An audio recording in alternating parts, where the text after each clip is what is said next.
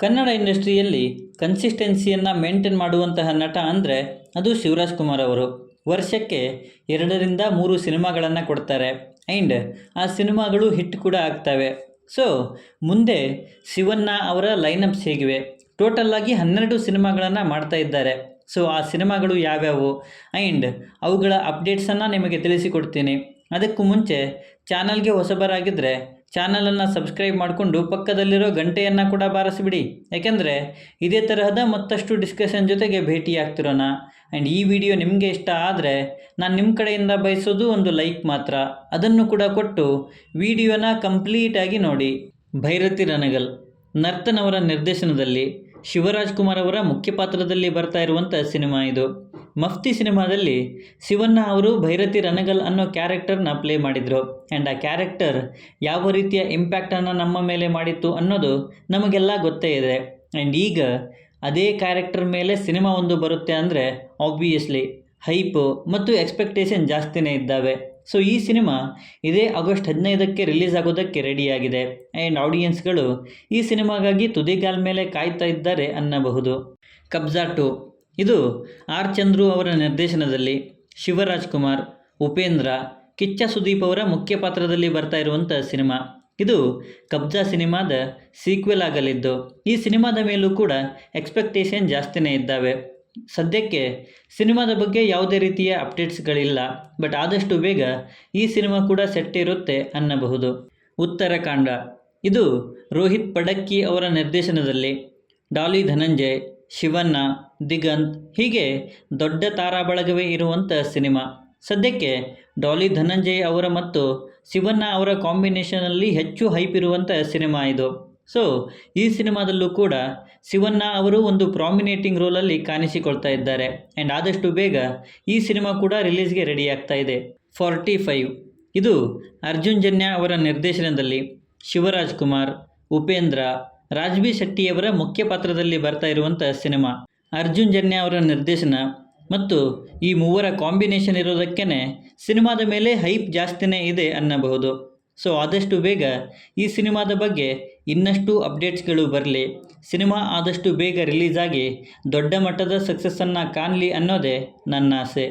Jailer 2 ಇದು Nelson ಅವರ ನಿರ್ದೇಶನದಲ್ಲಿ ಶಿವಣ್ಣ, ರಜನಿಕಾಂತ್, ಮೊಮ್ಮಟ್ಟಿ ಹೀಗೆ ಮತ್ತೆ ಸ್ಟಾರ್ಸ್ ಇರುವಂಥ ಸಿನಿಮಾ ಆಗುತ್ತೆ ಅನ್ಕೋತೀನಿ. ಯಾಕೆಂದರೆ ಆಲ್ರೆಡಿ ಬಂದಂತಹ ಜೈಲರ್ ಸಿನಿಮಾದಲ್ಲಿ ಶಿವಣ್ಣ ಅವರು ನರಸಿಂಹ ಅನ್ನೋ ಕ್ಯಾರೆಕ್ಟರ್ನ ಪ್ಲೇ ಮಾಡಿದರು.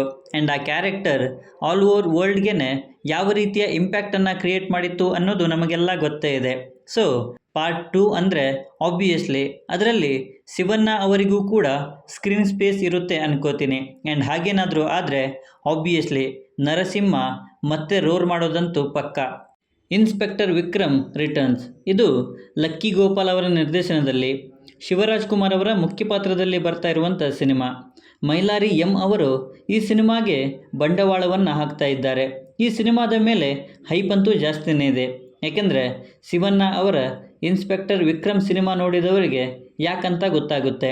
ಸೊ ಆದಷ್ಟು ಬೇಗ ಈ ಸಿನಿಮಾ ಕೂಡ ಸೆಟ್ ಇರಲಿ ಆ್ಯಂಡ್ ಥಿಯೇಟ್ರ್ಗಳಿಗೆ ಬಂದು ದೊಡ್ಡ ಮಟ್ಟದ ಸಕ್ಸಸ್ಸನ್ನು ಕಾಣಲಿ ಅಂತ ನಾನು ಬಯಸ್ತೀನಿ. ಘೋಸ್ಟ್ 2 ಇದು ಶ್ರೀನಿ ಅವರ ನಿರ್ದೇಶನದಲ್ಲಿ ಶಿವಣ್ಣ ಅವರ ಮುಖ್ಯ ಪಾತ್ರದಲ್ಲಿ ಬರ್ತಾ ಇರುವಂಥ ಸಿನಿಮಾ. ಕನ್ನಡ ಇಂಡಸ್ಟ್ರಿಯಲ್ಲಿ ಯೂನಿವರ್ಸ್ ಒಂದು ಕ್ರಿಯೇಟ್ ಆಗುತ್ತೆ ಅಂದರೆ ಆಬ್ವಿಯಸ್ಲಿ ನಮಗೆಲ್ಲ ಎಕ್ಸೈಟ್ಮೆಂಟ್ ಇದ್ದೇ ಇತ್ತು. ಆ್ಯಂಡ್ ಶ್ರೀನಿ ಅವರು ಅದನ್ನು ಬೀರ್ಬಲ್ ಮತ್ತು ಘೋಸ್ಟ್ ಸಿನಿಮಾಗೆ ಕನೆಕ್ಷನನ್ನು ಇಟ್ಟು ತೋರಿಸಿದ್ದಾರೆ. ಆ್ಯಂಡ್ ಮುಂದೆ ಈಗ ಬೀರ್ಬಲ್ 2, ಘೋಸ್ಟ್ 2 ಹೀಗೆ ಅದೇ ಯೂನಿವರ್ಸ್ ಮುಂದೆವರಿಯುತ್ತೆ ಅಂದರೆ ಆಬ್ವಿಯಸ್ಲಿ ಎಕ್ಸ್ಪೆಕ್ಟೇಷನ್ ಜಾಸ್ತಿನೇ ಇದ್ದಾವೆ. ಆ್ಯಂಡ್ ಬೀರ್ಬಲ್ 2 ನಂತರ ಘೋಸ್ಟ್ 2 ಕೂಡ ಸೆಟ್ ಇರುತ್ತೆ ಅಂತ ಹೇಳ್ತಾ ಇದ್ದಾರೆ. ಸೊ ಆದಷ್ಟು ಬೇಗ ಈ ಕೆಲಸಗಳು ಕೂಡ ಆಗಲಿ ಆ್ಯಂಡ್ ಸಿನಿಮಾಗಳು ರಿಲೀಸ್ ಆಗಲಿ ಅನ್ನೋದೇ ನನ್ನ ಕೋರಿಕೆ. ಅಶ್ವತ್ಥಾಮ ಇದು ಪುಷ್ಕರ್ ಮಲ್ಲಿಕಾರ್ಜುನಯ್ಯ ಅವರ ಪ್ರೊಡಕ್ಷನ್ ಅಂಡರಲ್ಲಿ ಸಚಿನ್ ರವಿ ಅವರ ನಿರ್ದೇಶನದಲ್ಲಿ ಬರ್ತಾ ಇರುವಂಥ ಸಿನಿಮಾ. ಶಿವಣ್ಣ ಅವರು ಅಶ್ವತ್ಥಾಮ ಆಗಿ ಈ ಸಿನಿಮಾದಲ್ಲಿ ಕಾಣಿಸಿಕೊಳ್ತಾರೆ ಅಂತ ಹೇಳಲಾಗ್ತಾ ಇದೆ.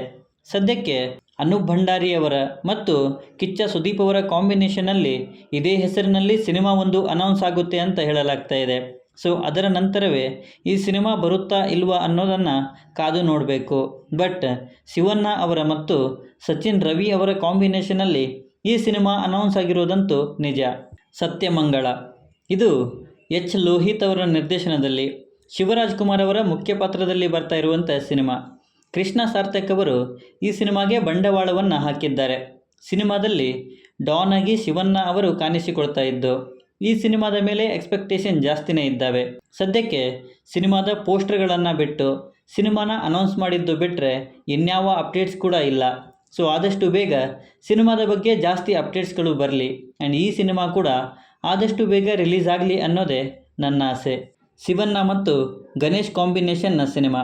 ಹೌದು, ಗೋಲ್ಡನ್ ಸ್ಟಾರ್ ಗಣೇಶ್ ಮತ್ತು ಶಿವರಾಜ್ ಕುಮಾರ್ ಅವರ ಕಾಂಬಿನೇಷನ್ನಲ್ಲಿ ಸಿನಿಮಾ ಒಂದು ಬರುತ್ತೆ ಅನ್ನೋ ಅನೌನ್ಸ್ಮೆಂಟ್ ಆಗಿದೆ.